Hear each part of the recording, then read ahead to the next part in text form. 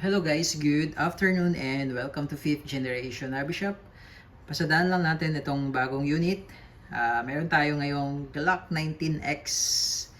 Okay, this is officially licensed product po ng Glock. Umarex brand po ito. Gas blowback na airsoft pistol. Ayan, makikita nyo po. Tan color.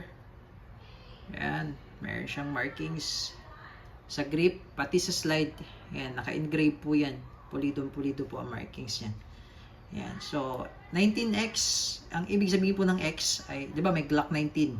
Okay, kung may Glock 19, meron ding Glock 19X. Okay, so ibig sabihin ng X, crossover po yan ng dalawang modelo or dalawang model.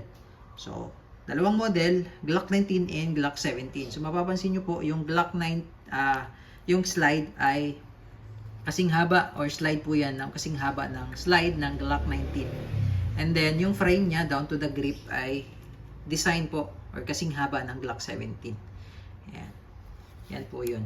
Yung Glock 19X. So, makikita nyo naman po sa real steel, sa totoong Glock 19X, meron pong ganitong kulay.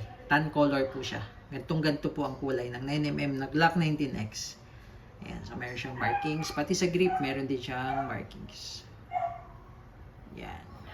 Sa slide, may markings.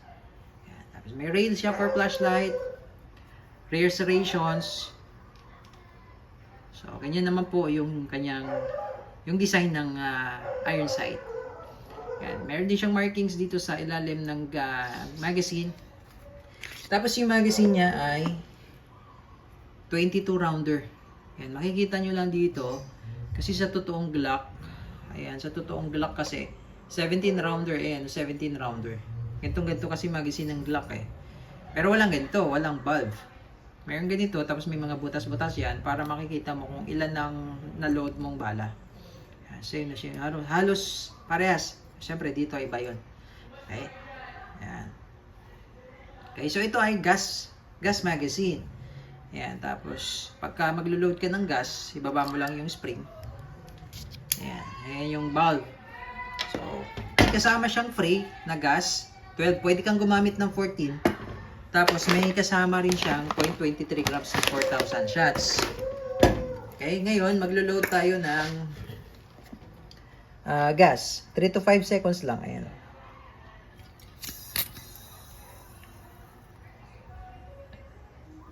Ayan. Okay, so ang bala niya ay plastic po. Plastic ball.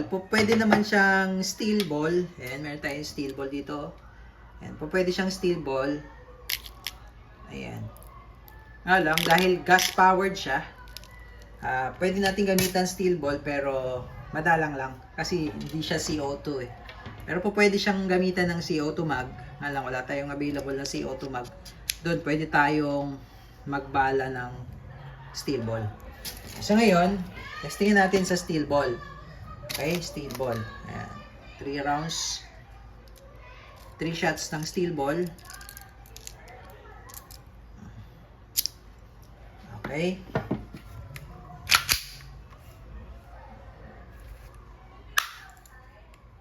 Ganda niya, oh. Okay, so testing po. Glock 19X Gen 5 po ito. Gen 5. Gas blowback po na airsoft pistol. Okay, testing po. Glock 19X. Tan color po. Ayan, binalahan po natin ng bolitas. 3 shots. Okay. And firing. Wow. Lakas din, oh. Kahit gas siya, malakas. Malakas din. Ayan, oh.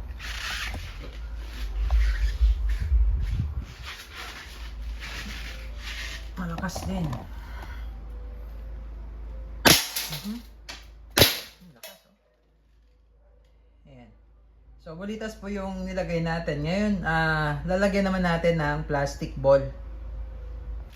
Okay, so nag-reload po tayo.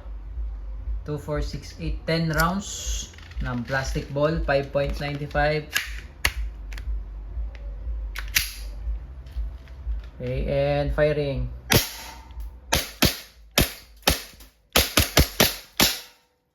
Malakas yung recoil niya. Honestly, kahit gas siya, malakas yung recoil. Ayan. Para din siyang para din siyang CO2. Okay? Ayan. Glock 19X Gen 5.